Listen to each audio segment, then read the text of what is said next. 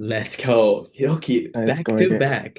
Back Yeah, to back to back. back. Yeah, Back it's to been a back. while, huh? Dude, I'm telling It's been a you, our while. list is big. Our list is big. Back to back. We have so many guests that we need to show to our listeners, our podcast listeners. So episode 7, dude. I'm Mm. telling you, there's more to go. So who's our episode 7 guest? It's Alexander Free, our former head coach at ISU, our I very first head coach. our favorite head coach, our freshman year and our sophomore year. Yeah. So Alexander Frey. So now he's at Arizona, University of Arizona, associated head coach. So we're really excited to have him. We're on the phone with him all the time. So he's one of our mentors, but it's always nice to chat with him. That's another reason to talk to him. And we're so excited to have him and his wisdom because he's been in this journey that we're trying to build for almost like 5 6 years, and there's a lot of things to learn from him. I'm really excited to see what he's going to say in our podcast, figuring out episode 7. Let's go. Yeah. Going on, guys? Coach, look Hi, at that. coach. I How just are stayed in you? the back. I love it. Good Oh, to see you. your mom It's made been a that, while. right?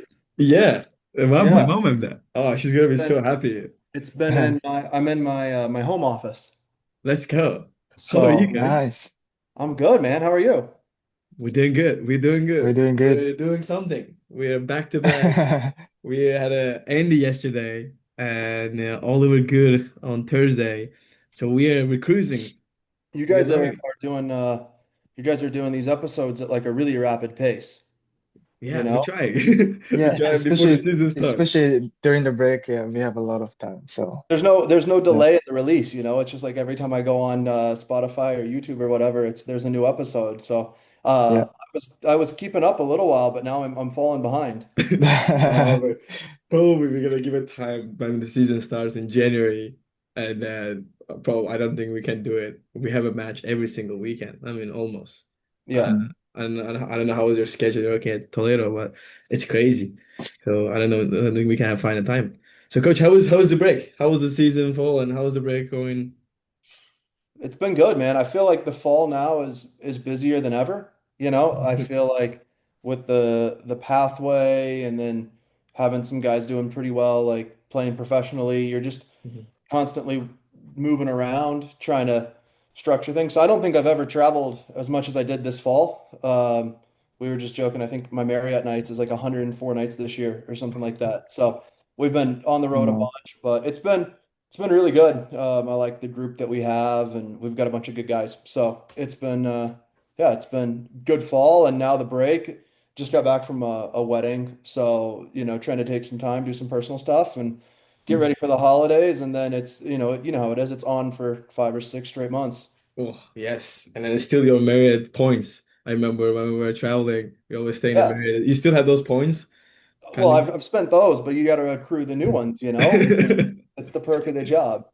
I love it. I love it, coach. And Is thanks there for a coach, is there anything you're doing during the break that like maybe head coach told you to do, like recruiting or other stuff for the team? Yeah, look, I think you're always recruiting, like I don't Yeah, think there's yeah. ever a time where you're never not recruiting. Mm. I didn't go to Orange Bowl this year. Someone else on our staff did. So I got out of the at least the travel portion of the recruiting. But yeah, look, I think you're trying to do everything that you need to do to make the spring as seamless as possible, whether it's setting up hotels, trying to book all the travel, trying to make sure the refs are there for the matches. So like most of the things that we're doing day to day, we still have a few guys that are around and on campus to work with, but in general, what you're trying to do is just kind of that housekeeping stuff that is going to make your season a little bit more stressful if you don't have it done. But that's been Mm. the biggest thing that we're trying to work on. to make it more like I a see. going a little bit ahead. I love it. I love it. Yeah.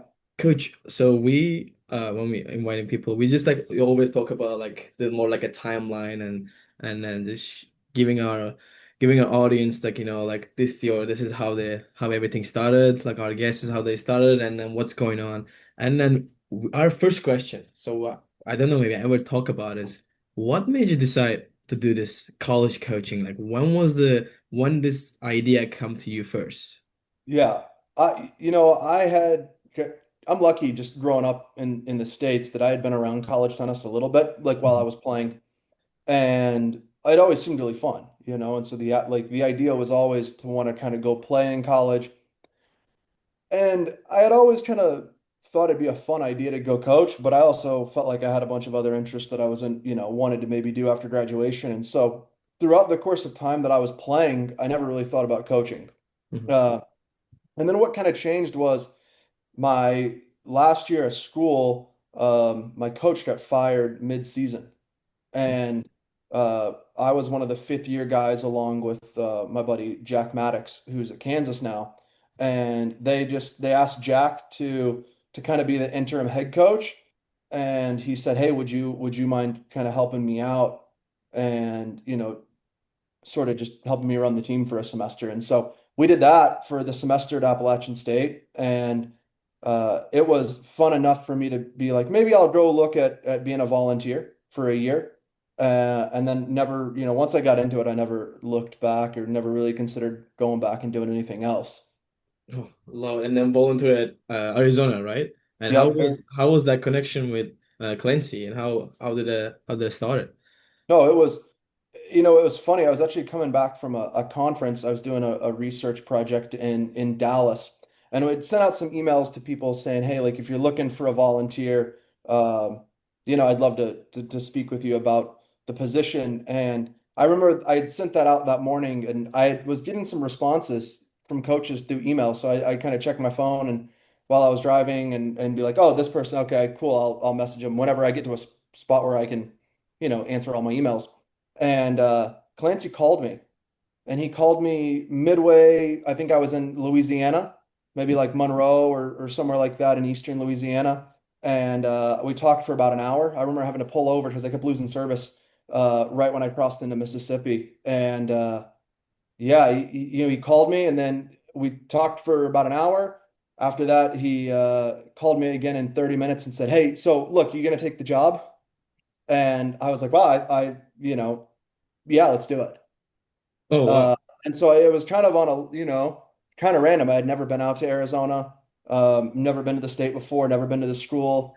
But it just, you've been around Clancy a little bit. He's got great energy. And so you start being like, the program was in a different spot than it is now. We were 70 in the country, and I think he was 0 and 16 in the Pac-12 his first 2 years, going into year three, which was 2018, 2019 year. And but it just you could see he had a vision of it, and you're like, if we can turn this thing around, I think it's going to be really fun. And it was. And those 2 years were some of the best time I've ever had, like just the staff we had, the team we had. It was a ton of fun. Oh, wow. Like when you were there, it was 17. And what was the like? How did it compare the first year? You were there to two seasons, right? 2 years. 2 seasons. Yeah, we were there. What do you mean? Like Comparing to from what? first year to the second year, and how was the difference between when you started and then how you ended, like when you as a volunteer in the beginning? Yeah, we added some guys that year, some really good players. I think Jonas Zieverts was a really big add for us, and he came in and played number one as a freshman, and I think that year we ended up getting up to number 21 in the country. We beat Ole Miss, Texas Tech, and Auburn, and won the Blue Gray back when that tournament was going on, and that was a super. I think that was kind of the pivotal moment in our season, and maybe as a program or one of the bigger ones that made the guys all believe like we're pretty good and gave us a lot of confidence. And I think we ended up going maybe 4-4 in the Pac-12 that year and had some good wins. And so I think we finished right around 26 or 27. But we did a lot of cool stuff. Like we made the NCAA tournament for the first time in 10 years. Had a guy make the NCAA singles tournament for the first time in like 15 years. So it was pretty cool. And then the next year we had basically the same team. We added one freshman, lost one senior that had played in the lower parts of our lineup. And I think we were 27 or 28 in the country when the season got canceled for COVID. Mhm. And so that was kind of a departure that ended up a little bit earlier than anyone thought. Like I had never really thought about that, and I don't think anybody at that moment really knew what was going to come. And then COVID, and after COVID, the Idaho State, the legendary team, I and went with you guys. and how was and then okay, the COVID hit, and then you how did you get the job at Idaho State, and especially a head coach from volunteer position to getting early age, you were pretty young, right? Like what were you, I 25 think I years was old? 24. 24. Yeah, I make the joke a lot that if they were hiring 24-year-old volunteers, there probably wasn't the longest list of candidates for the job. No, and it was the I was living with our women's coach at the time, Ryan Stotland here, and his dad was the women's coach at Idaho State back in the 80s, actually. Oh, really? I had no idea, but I knew his dad, and it was enough to kind of be like, hey, this job's open, and I just want to put my name out there, And when you're a young coach, you're constantly trying to work on your interview skills and kind of take meetings, and you never know what's going to come out of any of that stuff. You can feel really good about getting a job. You can feel like you have no chance, and you never know what's going to happen. And it was I guess I did well enough in my little intro email and everything to get a phone call with a sports administrator, and then did that. Then it became a Zoom call with the AD, and then um, I guess it was a little unique because of COVID. I never had a visit on campus. Normally they would fly you out, Mhm. but I never went to campus. I did everything over Zoom. And so I did all my committee meetings, and that was stressful because you know how Zoom meetings are like, especially early on. I think we're all well equipped now with the idea of Zoom meetings, but this was like month one or two of this is like March of COVID, where like no one's going outside. And I remember I was doing a question, and a guy's baby started crying in the background, and I totally lost my train of thought. And I was like, there's no way they're hiring me for this job, man. I screwed that up pretty bad. And no, I guess I did well enough. And then I met with the two or three guys that were still on the team. I think I met with Gary and Pat. I think we're the only two guys that were on the call. And Mm. at that time, met with them. And yeah, then I got the job, and I never really went to campus until they flew me out in like July. Once everything opened up, a little bit, I went out. That was kind of the first time I had been there, but I had taken the job back in, it was either late April or early May. I can't remember when I started. Like Mm. a lot before you see the campus. Yeah, I took I mean, there's a trend, I guess, right? Like I went to Arizona having never seen it. Never seen And it. I went to Idaho State sight unseen as well. So yeah, never Wow. seen a job that I've never taken a job that I've actually seen the place. Yeah, Mm. I still remember we did a recruiting call, and you showed me that you sent me the photo of beautiful mountains in Yeah, Pocatello, they were and I was great. I like, had what? never seen them, but I was like, man, you got to see these things. They're gonna be awesome. I was like, wow, this place is beautiful. And it was, but And it you was like a can't much stop talking. smaller town than I thought. That was a smaller town than I thought Yeah, too. You yeah, cannot stop talking about those yeah. slideshow that you have. Oh, you like the slideshow? You know, I good. did, I did. Like every school I go to, I went to. So now I coach in Sierra, now I'm coaching in University of Toledo. I always ask head coach, hey coach, I think to motivate the guys and set the tone, we should probably like make like a slideshow on PowerPoint and show it to everyone. But I haven't been able to convince our head coach yet. So Or maybe you have to I, do it. yeah, I think, look, I think a good slideshow is a pretty powerful tool. I like them, for sure. they always helped in recruiting, and then I remember like maybe our first or second week, I sent you guys one as well, just kind of all the stuff that we were doing, The goals and team goals and everything. Yeah, I yeah, remember. and everything. And I think for me it just helps. It helps me stay on track because if I get going, I mean, you guys have been around me enough. If I get going, I'll go completely in a different direction. So I kind of like having the slideshow as a visual, and I think it helps guys to kind of tune back in a little bit too. Mm, Keep the focus going. Keep, 100%. Yeah. keep the yeah. focus going. But I So think it's always, yeah, I think it was a good tool early on, especially, to just kind of show guys what everything looks like at Idaho State and through Mm, that recruiting process. And I mean, I was so young at that point. I was just trying to think about what I would have liked as a player. It was easy to put myself in, an 18-year-old kid's shoes because I had done it 6 years before. And even like transferring in school and transferring to Appalachian State, you know, I just had done that recruiting process 3 or 4 years before, and so I was like, well, what would I want to see Mhm. if I didn't know anything? And it's the same kind of thing when you're taking a job. You know, what do you want to see from a coaching perspective that the school has? And yeah, it was. I guess Mm, it worked on both of you guys. I mean, yeah. definitely because I mean, now like as Georgia Southern, like there's also like Idaho State that doesn't have like a big name. Like it's not Mm, like okay, Georgia like have a big name to actually you just use the name to recruit and I think that the slideshow actually we also have a slideshow as well. I tried to like make it like cool as yours, but definitely not even close. Now I know you do some website. Hiroki, you have to see that website as well. Coach, can you send him the website, the one that you did? Yeah, Now I'll like let you see. it's My slideshows upgrade. I've gotten better. You You got know. him better. He got him now. He's like he has a Nice. website. Like he just send the Yeah. link, boom. Now Yeah, I don't want to give like away all my secrets, but yeah. Yeah, coach. I gotta ask you about the experience at ICU because I bet there was so many like cool experiences as like first time being a head coach, but also I can see definitely there are some challenges, because Yeah. it was your first time being a head coach and also you had to deal with the guys like me, going up and down and it's crazy. So what were the like the coolest part of being a head coach at IC, but also like the challenges? Yeah.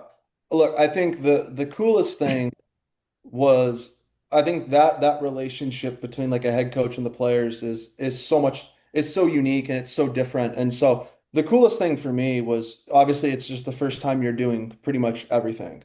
And so you jump in head first and you think you know a lot, and it turns out you don't. You don't know anything. And so Mm, um when you're an assistant, a lot you take for granted how much you show up and things are just done for you. You're like, okay, practice is planned, and I just have to show up and I can coach, and maybe I'll give my input on it. Oh, maybe we could do this drill. But none of that stuff happens if you know, as a head coach, if you don't do it yourself. And so I think the coolest part about it is you have a vision, you know, and the whole time you're doing these interviews, you're pitching this vision to people of like, if I get this opportunity, this is how I'm going to do it.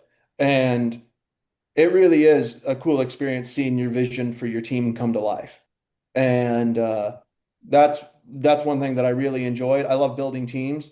And so for me, we talk about it all the time here. I think that COVID fall was so special because all the other stuff we had to do, the testing and the mask and all that stuff that like was such a pain in the ass. Um, it was the one fall where we never really had to travel. We never had to play tournaments. And I think that group got super close together Mhm. because we would compete against each other all the time. But you really could for like 5 or 6 months focus completely on development. And that's such a mm, rare thing. You know, like you're never going to get a time in your life where you don't play a tournament for 5 or 6 months unless you're out with an injury. So to have a team be fully healthy and to just be like, hey, this is how we're going to do things, and you know, 5 or 6 months where we can just work on stuff without the pressure of results. And mm, that was such a fun fall for me. And I thought the group really came together. I thought it laid a really good foundation for what we wanted to do that season. But I would say that was one of the more cool experiences. But there's so many. I mean, it's hard to pick one or two experiences just out of that whole time frame. Because Mhm. it was great. And yeah, so we kind of a podcast that we bring all the funny stuff. Do you have any like a funny, not not a bad, but a funny memory of you like in the freshman year? Could become about us or like any like a funny story from the Idaho State time. Funny. I mean, I just remember like I remember after we lost to Utah that first year. I think that might be the biggest freak out I've ever had in my life. Because I don't think I'm naturally like a I think I'm pretty calm, you know, and I think you're early on trying to figure out who you're going to be as a coach and as a head coach even more so because you're setting the tone for everybody. And I was like, I got to kick this into like high gear. And I think I went a little over. But that was, I mean, I don't know. There's so many moments you look back and you're like, you guys were the guinea pigs for for so much because half the time you're just trying stuff. You're like, let's try this and see if it works. Let's try that and see if it doesn't work. And a lot of times it didn't work, you know, Mm.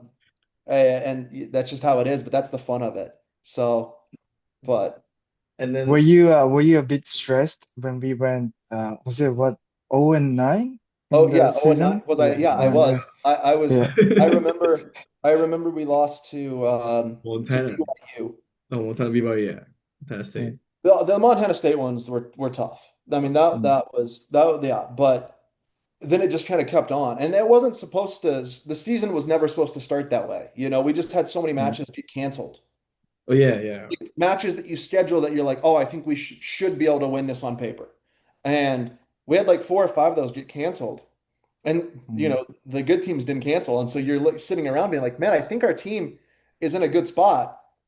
But you start being 0 and 7, 0 and 8, 0 and 9, and you're like, wow, it feels really contagious of like you can't break that habit. And I remember we lost to, I felt like we had been really, really close, you know, like really close to Utah State, really, really close Yeah. with Utah. And every match there was like a path to win where you're like, ah, if we could have done this, there was a path to win. And then we played BYU and we got killed. Oh my God, We yeah. got absolutely, Mm. I mean, I don't know if I've ever taken a beating like that. And up into that point in my career, I really hadn't, you know, and so that was a new feeling for me. And I remember talking to one of the guys, I'm like, you guys don't even seem bothered that you lost. I'm like, yeah, we're just kind of used to losing. And I went home that night and I think Molly was in town early on, and we had just kind of started, you know, dating maybe 6 or 7 months before, so it was like new. And I remember just pacing outside, and it was February in Pocatello, so it's 10 Freezing. degrees, it's icy and snowy. And I called Clancy, and I was like, dude, I don't know if I made the right decision, like coming here. Like, Mm. I'm trying everything I can, and it's just not working. And like, and he was, I don't remember exactly what he said, but it was something of like, you just got to keep doing what you're doing. If you think what you're doing is right, you got to keep staying on it. And I remember, I think that was a good turning point because after that, we started kind of competing a little bit more in practice. And I think that was when I was finally like, all right, just going to play for 5 and 6 because we couldn't win a match at 5 and 6 early on. And I was like, we're just going to play for it. And whoever plays wins. And maybe you'll get some confidence going into a match. And, um, you know, then we went on a pretty special run there. What do we win? 8 of 11 or 8 of 10 all Yeah. the way to Yeah. the end of the year. And um, I mean that March, April, May might be the some of the more maybe the most special 8 weeks of my career. You know, Yeah, that I was the one with the Grand Canyon, right? It started with it, the first yeah, one. I just went back there actually in the fall and for like an extra match at regionals, and I was like I haven't been back here since Clinch. that match, and that match was so crazy in and of itself. Of like we beat Eastern Washington right before that, right? Like we went and finally got that win, and then we beat like George Fox, and I was like, all right, we got a little momentum, and and then we went down to GCU, and we were down like 3-2. I think Hiroki played. If Yeah, you want yeah. a funny moment, Hiroki was like playing with your rackets, Yeah. Ege. Like he Yeah. like broke 4 strings in like the first set or second set, gets killed in the second set. So in your mind, you're doing that math. You're like, well, we lost this one because he's playing with Ege's rackets. They're not even close. And then you come back and win. And then I think we're down a break in both matches or on serve and then down a break on Jaime's court and we're down 3-2. And then it just out of nowhere starts pouring down rain, Yes, I which remember. like I've never seen it rain in Phoenix in March. And it was like the weirdest thing. But we had that like hour and a half long break and we come back out and I don't know if we lost another game. Like I think Vicus won 3 or 4 games in a row to clinch and Jaime was, you know, maybe 4-all in the third or something like that and came out and won. And that was yeah, that was awesome. I mean, that was so much fun. Jaime, what a It was. clinch. Oh, I think that was his turning point as well. And then he didn't lose after that. Like he was like Mm. keep going up and up and up. Oh, Yeah, I mean, he finished the season like the hottest guy on the team. You know, he couldn't yes. lose. And like it was he reached that point where you were like going on court and you're like, man, we might like I feel like Jaime's gonna win every time we play. Yeah. And I got so much love for Jaime because, you know, he was struggling with so much stuff physically that you never really, but he never really talked about it much. Mhm. You know, like I remember him after we lost to NAU in the finals, taking his shoes off and seeing the bottom of his feet and how they were all broken up and peeling. And I was like, dude, how long has that been going on? And he's like, a couple weeks. I'm like, you could have And told me. And he's like, yeah, it didn't matter. It's like, all right. yeah, So I we got a ton talked of about time it. I got a ton of time for Jaime, and I still love keeping up with him. Yeah, we talked about it in the podcast with him. Like he actually taught me and taught Hiroki as well. Like just not like suck it up and go for it, but he was always like, okay, just you're gonna get used to it. Like you always have a pain, you always have something gonna bother you, and Yeah. how are you gonna compete? I think I remember like one time I said the Jaime as well. We were in the training room. I was like classic complaining as a freshman, like oh like my back hurts and everything. Something, and he's like, dude, like I've been like taking medicines and my back been hurting like for the past 4 months and I shouldn't even play right now, but come on man, like, this is you're not gonna feel better. And then I learned from him, and then that's become the motto of the year goes on. And then sewing with Andy and Petty, do you remember like he rolled his ankle and still, I Yep. mean, not this is not like on the rules saying that yeah, I gotta keep going, but it's like the spirit the of the competition. I think that's that we'll learn from him as well. Yeah. And what you learn is just the team is so much more important than like whatever little thing that you're going through in that moment, you know? And I think you got to be smart with how you manage some things. Like I thought that was a big thing for Jaime is he started doing well enough where we could play him kind of higher up in the lineup.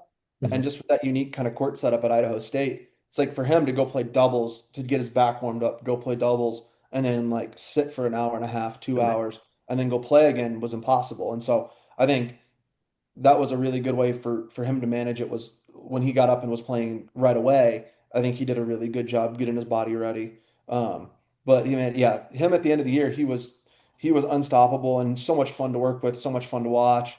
Like him and Gary weren't losing doubles matches, and it was yeah, I mean, that team was really fun. Yeah, I mean, until the last match, the championships, they had a match point in that final Well, they had a uh, couple, I think. couple, right? I think they That had a was the couple, and he went for it. I mean, I'll give Jaime this. I wish he would have. In my head, I'm thinking, I wish he'd put the ball in the court, but man, he went for it every time. And you got to love guys that go for it in the big moments because it pays off, I think, a little bit more than being passive and not letting it come to you. And I think I even told him that at the end of the match, like, hey, like, I know it sucks, like this feeling of it being over, but so many people can't feel like you went out on your terms and on your racket. And so I think there's some comfort in that of like I got my opportunity and I took it, and that's all you really can do when you get the opportunity. Yeah, and then coach, and then we had a great time at Idaho State, and then you went to Boise State, right? And then like more like instead of being a head coach and maybe like a different position, an associate head coach in the past 3 years, um and how was that journey going? What's is there anything that you learn as a head coach is still helping you, or like any like comparison like talk to me about it. Yeah, I thought what I learned from being a head coach is like I learned who I was a little bit, as a coach and how you want to run a program. And I think if I was going to do that now, in some ways, the way that you run the program, I think would be pretty similar. Mhm. Um, the best thing I took away from Boise is just like, what you're working with. I just learned what it means to be so consistent on a daily basis. And that's maybe the biggest thing I've taken away from there is I feel like emotionally I'm so much more neutral and so much more stable than having like really big up and downs. Like I feel like now when I show up to work, I show up to work pretty much the same every day. Like I think guys know they're gonna get. Mhm. And I learned that at Boise. And I think that was the thing is I was trying it out, and trying to learn how I could be better as a coach. And guys started really like responding to it and being like, I really like when you're on my court because I feel calm. And Mhm. what I felt like is guys started playing better when I was calm rather than maybe being so much energy and trying to add so much to the situation, feeling like in practice, you're going to get yourself as prepared as the best you can. And then once you get in the match, super calm. And I can't say that for Idaho State. I felt like on game day at Idaho State, I was maybe adding so much to the situation in terms of like trying to get the energy right and set that competitive tone, which there's a time and a place for that as well. But in the bigger moments of the match, I think having someone that's really calm, really supportive, really neutral on your bench is, is really key. For sure. Was it difficult for you to make that adjustment? Yeah, because in the Mm, moment, like you fall back on like your default of like yeah. what you're doing. And I think the longer you guys coach, and I think you'll see this, it's like you really don't have a huge impact on game day. Like Mm, you're gonna add a little bit on game day and maybe you're gonna make a little difference, but in general, you can do more harm than good on game day if you're not smart with the way that you're coaching.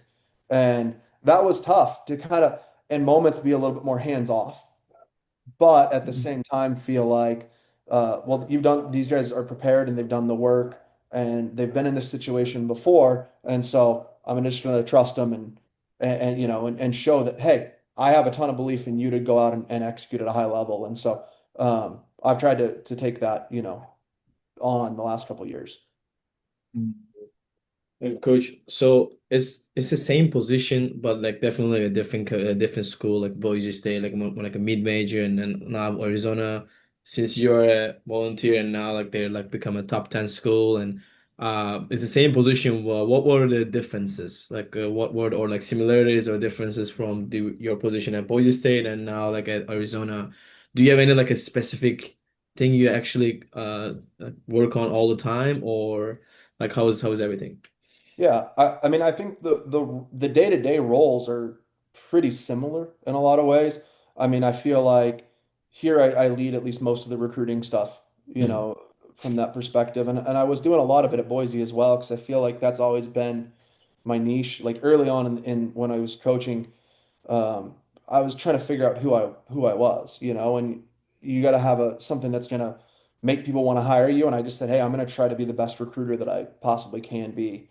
And so I got a lot of experience with that as a head coach, and then at Boise, and then Clancy came back and said, hey, I want you to come back and kind of be our recruiting coordinator here. And so uh, definitely that's a big part of my day. It was, maybe a little bit more of a role 2 years ago when we needed to replace a bunch of guys. Now our team's pretty young, but um, the day-to-day work in general, like it doesn't matter whether you're at a Power Five or whether you're at a mid-major, the roles look pretty much the same. When you step on a court, it's the same dimensions and it's very similar. And so I think it depends on the program and the way that you're running the program. We run the program here very similar to maybe the way that we did at Idaho State, where we do our individuals in the morning, we do our team stuff in the afternoon, and then there's a lift, but there's a really heavy individual focus. I think the biggest thing maybe that's a little bit different here is since we have three full-time coaches on staff, you can spend more time with some guys. And so really feeling like maybe you have three or four primary guys that you're working a lot with, and maybe you see them three or four times a week. Uh, and then another coach is seeing a guy three or four times a week, and you don't see that guy as much. You can get a little bit more of an individualized plan. Whereas at Boise, it was very team focused. Like we didn't do a ton of individual work. We would do some group stuff in the mornings where like three or four guys would come out and hit in the mornings. But then there was maybe more of an emphasis on doing that drill work and the reps work in practice Mhm. rather than in that individual time in the morning. So it's not so much, I think, the levels as much as it is the you know how you run the program. But I think the biggest difference maybe in like a mid-major or a power four or whatever you're trying to do is just the amount of resources you have. And like at Idaho State, for example, if you don't get it done, no one's going to get it done for you.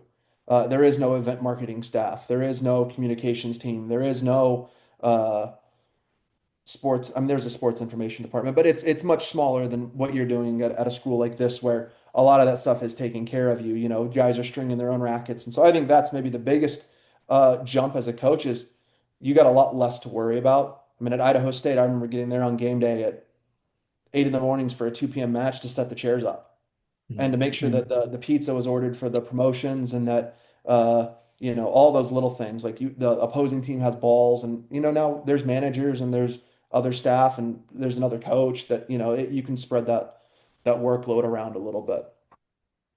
Oh, it's interesting that like even though I mean there's a big difference in level, right?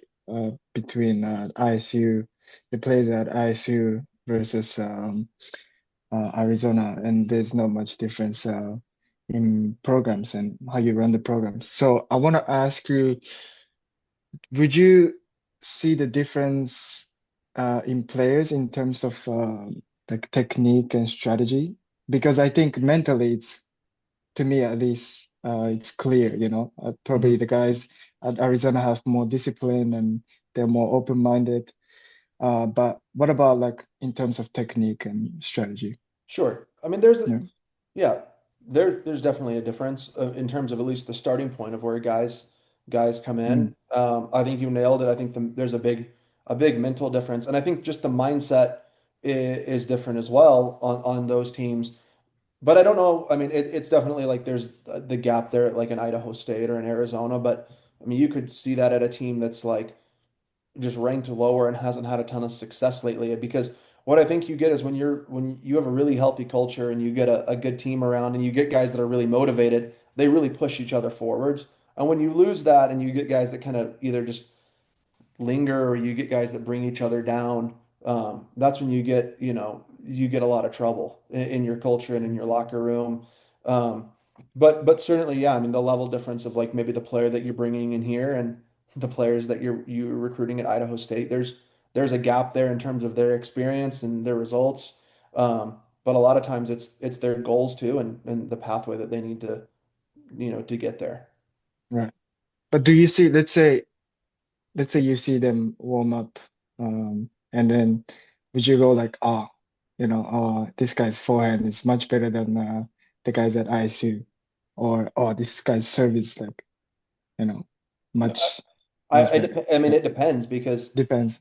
I don't know if we have anyone on the team here that serves as good as Pat Turok's. Yeah, true. Like, it's not like it's tough to say like, oh, like everybody here serves better than so and so's because it doesn't Mm, always work that way. But because tennis is such a unique sport, and like yeah. there's a ton of ways to win. But I think if you watch over a period of time, and that's just where like in recruiting, getting on the road and watching people compete is so helpful when you can actually get out and put eyes on someone and watch them compete and see how they handle big moments.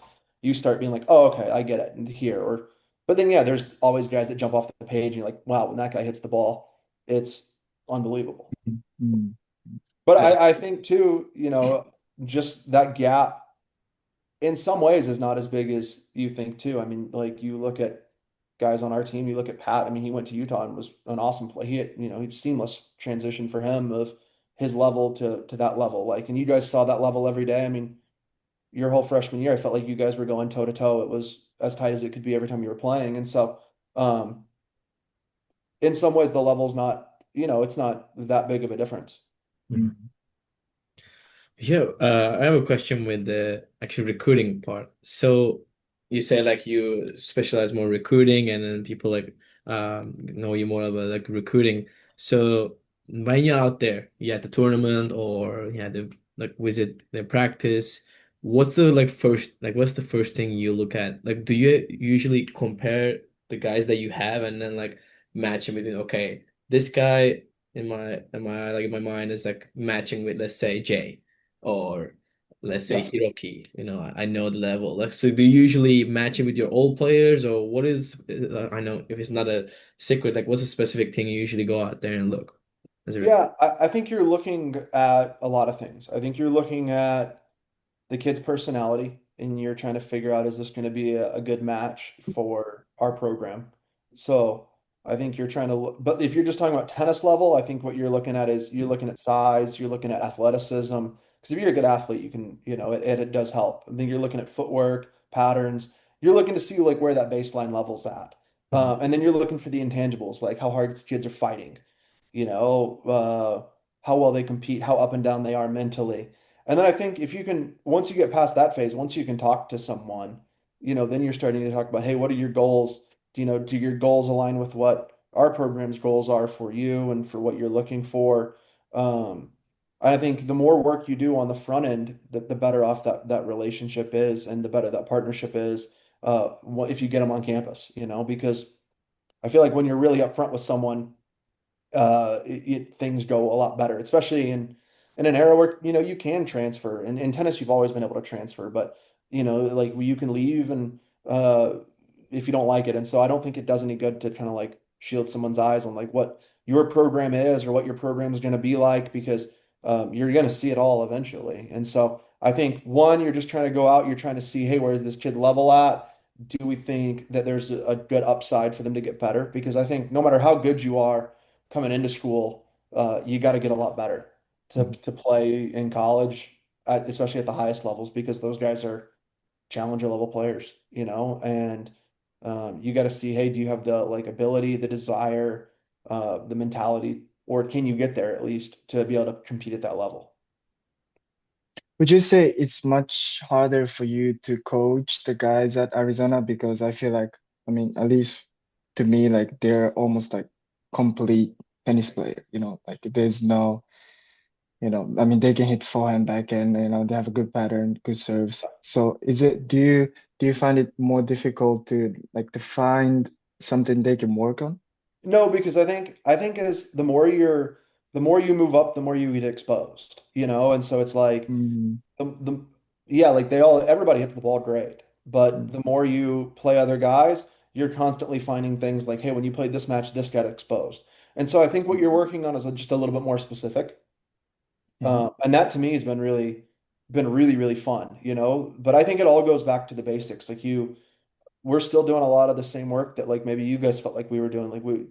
There's grip changes, there's a lot of technical work that's going on to try to make sure that you can play at like the highest level that you can possibly play at. Because the game doesn't get slower the higher you go up in levels, it gets faster, and that exposes more and more in terms of your footwork, your preparation, your strokes, and so. They might look complete, but I think all of these guys would tell you like they're certainly not complete. And if you want to be Mm, a great player, then you're going to constantly be evolving in your game. And you look at like the guys that are the best in the world right now. You look at Center and how much work he's done this offseason on his serve and his yeah. forehand. He's constantly changing things. So I don't think there's ever a point where you get there and you're like, oh, the game's finished. Mm, I think maybe it gets more defined. It becomes easier to replicate, but certainly it's never a point where you're like, this is my game and nothing's going to change in it. That just right. doesn't happen. How do you balance player development and also getting the results, especially because you mentioned at ISU during the COVID year, you could solely focus on player development, and there was Yep. no pressure of, okay, if I change this technique on this player, it's gonna take, I don't know, 2, 3 weeks to, get back to or maybe have better technique. But Yep. during that time, he's gonna maybe play worse. So how do you balance, how do you know when to make the change and forget about the result? And also, okay, but I actually want them to perform. Yeah. I think you want to be smart with when you're doing it, because if you're in the Mm, middle of the dual match season, there's certainly changes that you can make. And I think the longer you do it, you're like, this might be it might feel awkward for a day or two, and you can iron some things out. But if you're going to do like a major change, yeah, you want to try to be doing it in the fall for the mm, most part. But I think you're even in the spring, you're constantly working on little things and trying to add some stuff to your game, and whether that's a change or not, maybe it is. Um, but I think you have to be smart about it, and I think you have to have players that are really bought into it as well, that are yeah. constantly trying to work on stuff. And I'll tell you, like the best players that I've been around are constantly like tinkering with stuff. I mean, I can't tell you Mm, how many times like Colton would change something the day before a match or in a match, and really? you're like, The whoa, day like before. you're Wow. like you'd walk over from two courts and you'd be like, what's he doing? He's like, oh yeah, he's working on this thing. And you're like, oh okay, cool. In this match. But that's why he's continued to get really, to develop, continue to get better, and that's why he's reached the level that he's at now because he's never been afraid to take a step back to move forward. And I think guys that are really, really protective of their games to the point where they don't want to change anything, they struggle to really make some leaps in their game that they could make if they were a little more open with it. But I think that's where that trust Mm, comes in. And the more time you spend on court with someone, then the more time you feel like, that trust builds to be able to make those changes. Because if you're not For 100% sure. on it, then you have doubts, then it's really tough to compete as well.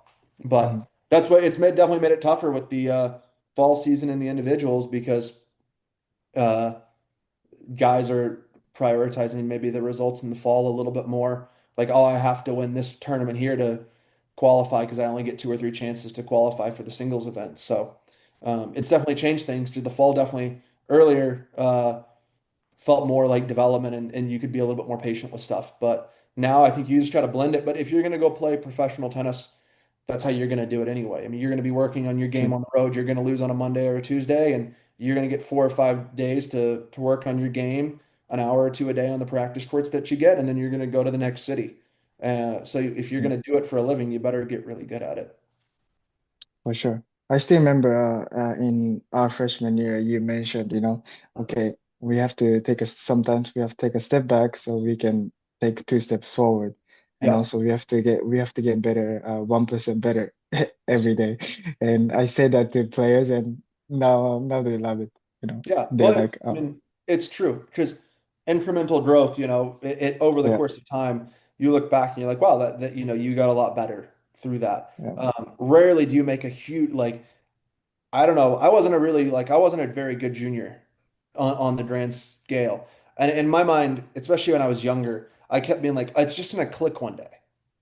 And I feel like a lot of people think that, like, oh, one day it'll click, and then it's gonna be, I'll be at this level, or I'm gonna figure it out. And it doesn't happen. It's you just get a little bit better over time, and the best players never really stop getting better.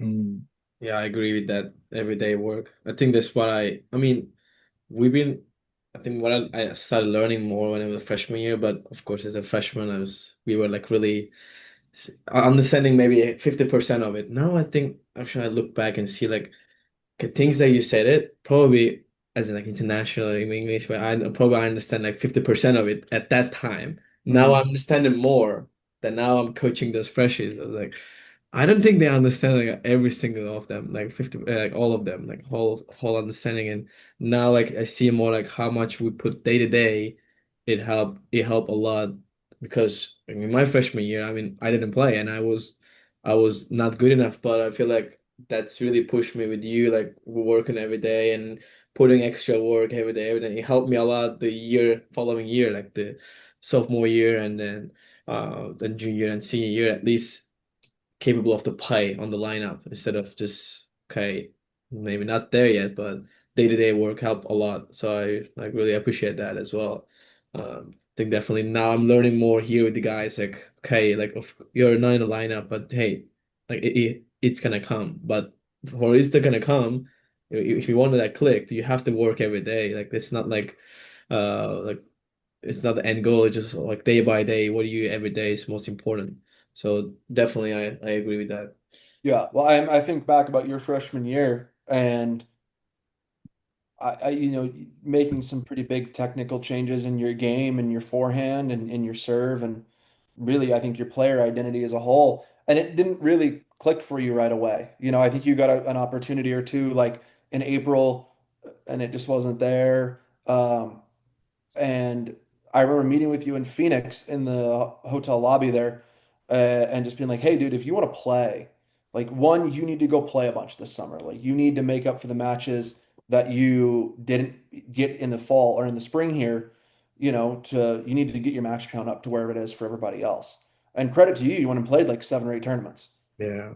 and it gave me a lot of confidence in you. I think it gave your teammates a lot of confidence in you, and I think it gave yourself a lot of confidence in you of like where your game's at because you made a bunch of changes, but you just didn't quite have the reps to be able to do it in a match. You hadn't done it in a match yet, and then in the fall, you had a great fall, and especially early on in that season, I felt like I had a ton of confidence in you. I think we started you at 3 or 4 in the lineup because um, the work that you had kind of done. And pretty much that whole year, I had a ton of confidence in where your level was at, and um, I think you really saw like that work pay off for you. Yeah, I wish I had a bigger serve to hold that number 4 spot, but I got killed so much. But it's all good. I mean, I had a great time actually. I mean, that forehand. Oh, that high altitude when I was doing this, like the ball just passing by. That was gonna be a tough one. That was Oh gonna my be God. that one. I don't know if you ever would have caught up to the ball with that take back. So I'm glad that you were responsive to that change. Oh my God. And then my racket, it was so light. I couldn't return Pat's serve. I was like every time I touch it, it goes to the back fence. Yeah. And then I mean I thought you became a hell of a doubles player too. And I mean same thing for you, Hiroki. Like your freshman year was a ton of fun. I remember your first match. You beat Utah like 2-0, and I was like, holy cow. Like, where's this Yeah, kid? Where's this Bastias, kid? right? yeah, And He yeah. become he become 13 that was a UTR. good, yeah, Yeah, he just was for like a like 5 hours. 14-2 projected UTR because he hadn't played in a Yeah. while. And no, but dude, I thought you were like for I hadn't really seen you play, like in that recruiting process, and you're trying to put together that team so quick. When you get it, you take over a team, and you have really two players on the team, Mm, and so you're just trying to recruit that whole team. And we brought in 4 or 5 guys in the fall, and then another 2 guys in the spring. But it was so much fun getting to watch you play, and I thought you had a great technical foundation coming in to school, and I thought mm, you competed really well, and it was the same thing for you. Like I thought you added stuff to your game throughout your career. It was fun to watch. mm.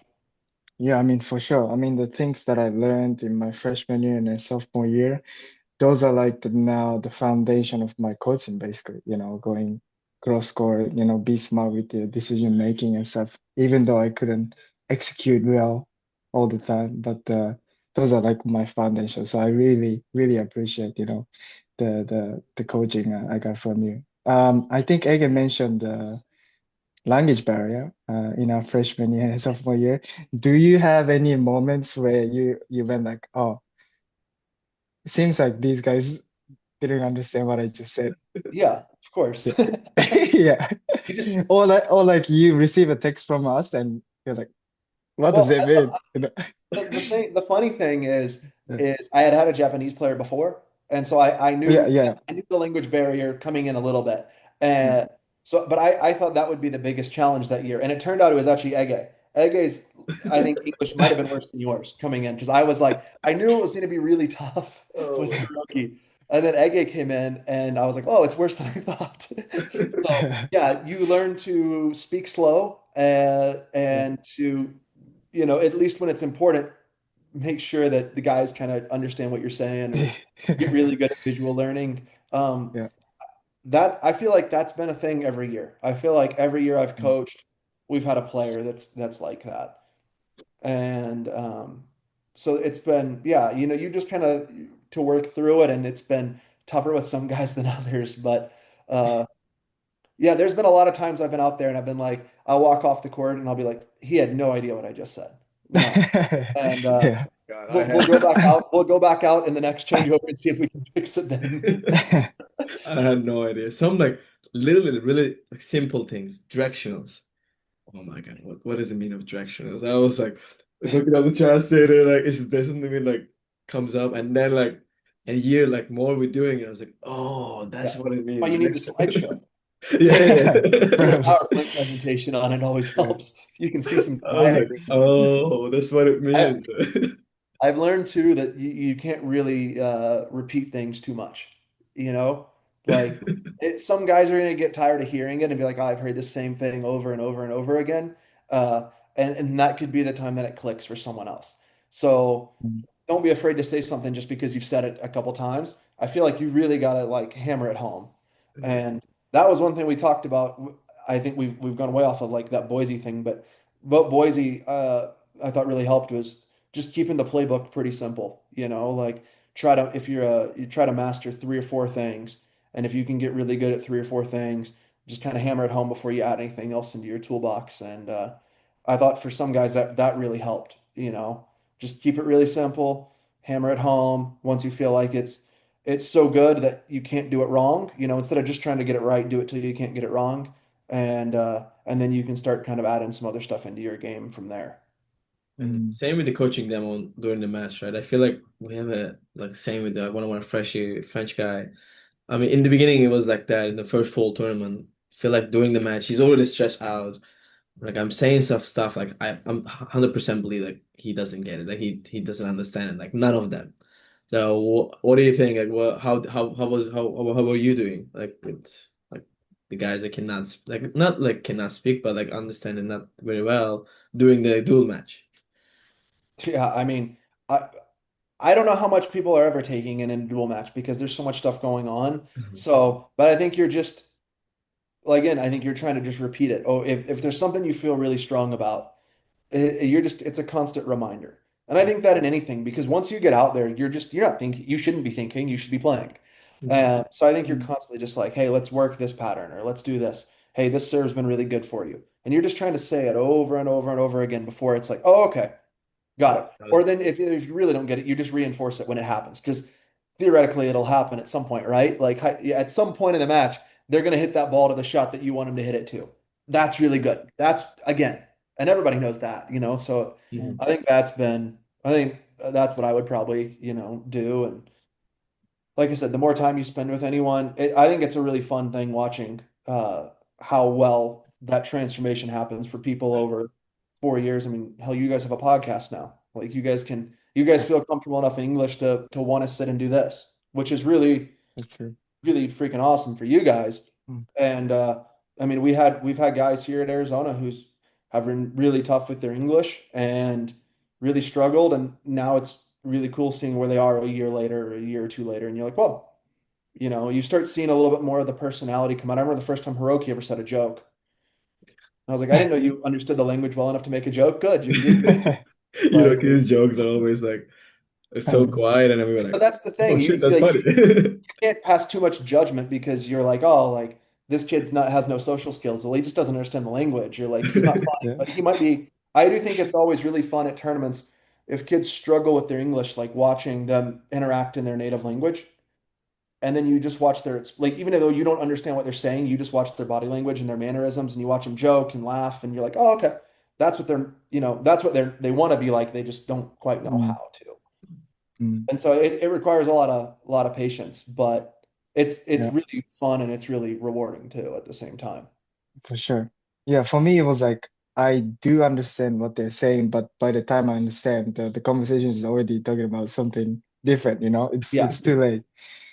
So I guess, tennis is a unique sport where a lot of the guys are internationals, unlike football or basketball. So I think there are challenges because of that, but also I think there are a lot of, fun things, happen because you get to learn other cultures and, all this stuff. So Yeah. What's it been like for mm. you guys coaching? Can I ask a question or is Yes, that yes, not allowed? Yeah, absolutely. yeah, yeah, of That not course. allowed on the podcast? What's it been like for Yeah. you guys coaching? Like that transition from going from player to coach, what's been really cool for you guys?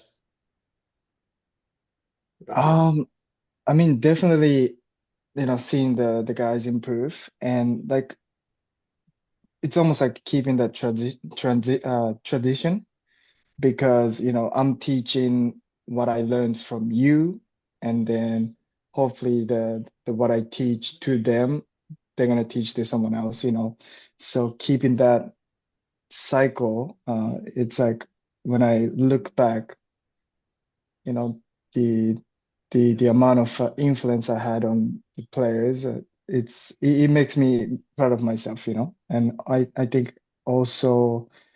I mean, the struggle is that, I sometimes have to pretend to be someone who is not, because I'm more of I try not to, be too heated because, as yeah, as a player, when I get too competitive, I lose control and I don't want to do that as a coach. But to find that balance between, not be too laid back, but also be motivated and be fired up. I think that's been a big challenge for me. Think for me, the reality hit very early, like very quick. When I was in the beginning, I think last year in the beginning, I thought like I knew. I thought like I'm just gonna coach. Like, how can it be that hard? I played it. Now I'm coaching. It shouldn't be that hard. And then as soon as I think the first or second month in, and then I call you. I say like, hey man, I'm so sorry everything that I did for you. Like I was like such an asshole. Like I'm so or like anything I'm done, I'm so sorry. I just the reality hit just so quick. Because you just don't I realized that I don't know anything. I was just not like don't know anything, but there's so much thing to learn and so much thing to remember not remember and then coach. And I realized there's not one way. I realized that okay, like I know things and definitely not the only way that I know something that just works all the time. And that reality hit so early.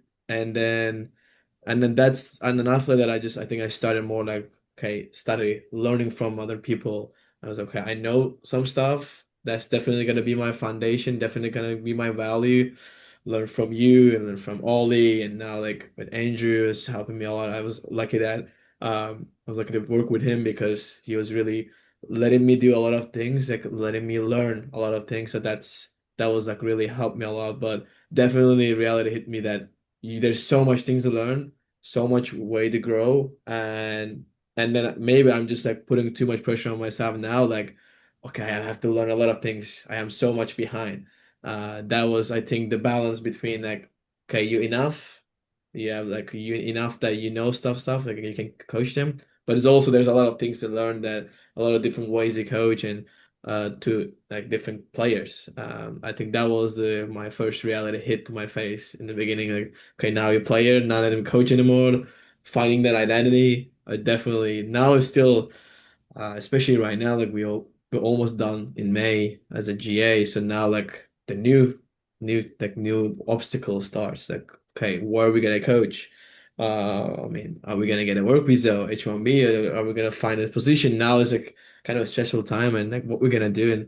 And but it's always like try to keep remind myself like okay like you know like you know stuff just stay in the moment and that's like just a lot of up and downs like being more calm like okay like you've been in those situations like you have these problems but you got to do your job the next day as well like when you go out there in court and a player you still don't you're not going to show to your players because you have a job, you have like commitments, you have to do it. So these are things like they're really in between. Like I've been struggling and like learning a lot, like the past 2 years. Definitely.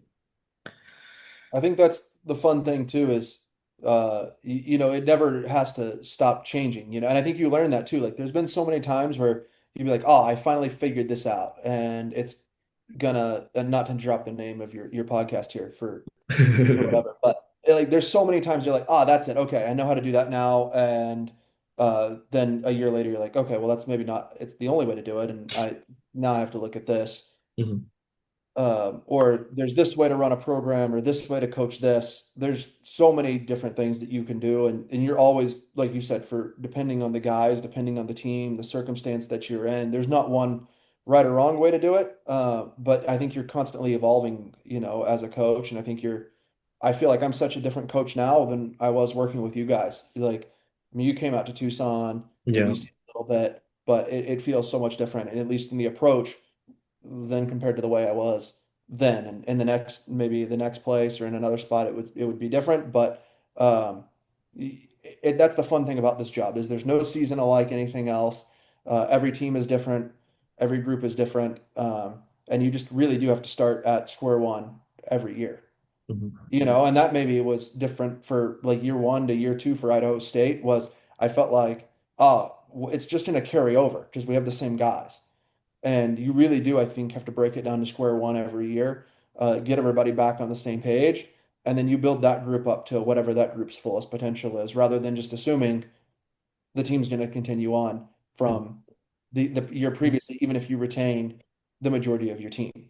You know, you're going to bring in a new coach, like on your staff, you're going to bring in new players, and you better get all those guys aligned, or you're never going to have that kind of symmetry in your organization that you need to be a really successful team when you want to be, which is in like April and May. 100%. Yeah, love that. Coach, that was amazing. Like, thanks for coming. And I was like my last question before I take your time too much. Fine. I got time. Perfect. I told Andrew I was going for 3 hours on this. So Love that. Any other plan do you have? Any other goals or plan for the future like that you can see now? Like we talked about a lot of like It's tough to like there's a lot of change. But do you have any like future goals and any plans like or the things that you want to achieve in the future? We ended up with this question. Yeah, I mean, look, I tried to stop doing all like the like, oh, I want to be at this place. Just when I was a young coach, when I was like 22, I was like, I want to be this by the time I'm 30. And if I can do this, then I'll be where I want to be. And then um I don't know, a couple years ago, I just kind of stopped doing all that and started thinking of if I can maximize today and this team and then whatever opportunity comes, to kind of present itself. But I'd say like the biggest goal for now is, you're trying to pour everything into this year and into this group and to see what you can get out of it. And if this team can reach its potential, then you're gonna feel like something will come up or it's going to open up another opportunity. But we've been fortunate the last couple of years to I think I've been on three championship teams in a row, and just had to be a part of that. At Boise, we won the Mountain West, and then the Pac-12 first year at Arizona, Big 12 at Arizona last year. And the goal is to kind of go out and to see what this team can do, because we've got 11 guys that are all singularly focused on trying to be the best team that we can be this year. And so um, that's really the goal for this year. And then after that, we'll see whatever happens. But I've just tried to do this kind of taking everything one day at a time and Mhm. really appreciating the opportunity that you get to be in every day. And if you can do that, then that's, I don't know. For me, it's always made me a little happier than being like, oh, I really want to do this. But yeah, I'd love to win a national championship. I'd love to do all those things, but maybe this is the year to do it. Yeah. I Sure. can't wait to watch the matches and follow you guys and I hope we also play first round and that's the goal and then get to watch you guys playing maybe Sweet 16 again and this year Elite 8. Well, Quincy. this year we got to get both of you guys out to Tucson. Yes. For So sure. can't just Hiroki. be Yeah, can't that's just the be goal. Ege. We're gonna Yeah. have to get Hiroki out. We're gonna have to get Yeah. the live podcast going for you Live guys. podcast going. And see what happens from there. But Yeah. no, I'm really pumped to follow you guys this season because I always keep up with how you're doing. Um, and Toledo, I'm excited to see what the was it the Rockets? Excited to see what the Rockets are doing this Yep. year. And Yep. then Georgia Southern. I always keep a close eye on what you guys are doing. So really Thanks. pumped for you guys. Enjoyed this podcast. And yeah, Thanks for coming, Coach. Thanks for Thank you coming. so Thanks much, for your Coach. time thanks Thank for you. having me. and happy holidays. Yes, you Uh, too. Thank Enjoy you it. Are so you much. guys going home or are you staying? I'm going home actually tomorrow. I'm Nice. staying in the US. I'm in Seattle now. I'm gonna stay here for another 3, 4 weeks. So Okay, yep. Gonna go. cool. Lots of recruiting Enjoy it, going man. on. Yeah. Enjoy Yeah. it. And then Yeah. when Toledo, when I'll keep an eye out for the Parsa bomb for the next great Toledo Rocket, and I'll be like, Hiroki's got himself a great slideshow. Yeah, I Love have it. to. Man. You gotta, you're okay, come on. Yeah, We're I expecting. have to, huh? At some point. Maybe next year. Sounds good. Sounds good. All right. Thank you, Coach. I'll see you later. Thank you so Talk much, soon. Sounds Coach. good. Thank See you, you Coach. guys. See Thanks. you.